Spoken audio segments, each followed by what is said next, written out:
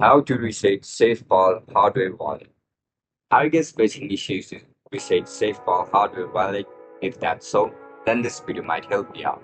Without further ado, let's dive into the video. To reset your SafePal S1 hardware wallet, start by turning on the device.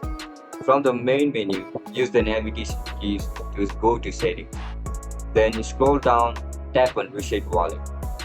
You'll be asked to confirm the action because resetting will erase all the data, including your private keys. Confirm the reset by entering a security password. After that, the device will begin swiping all installed information and return to its factory state. Important to remember, before resetting, make sure you have backed up your recovery phrase.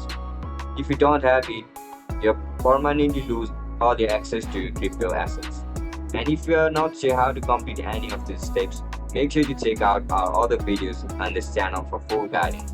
And that's it guys, that's how you're going to reset SafePal hardware wallet. I'll catch you in the next one. Bye bye.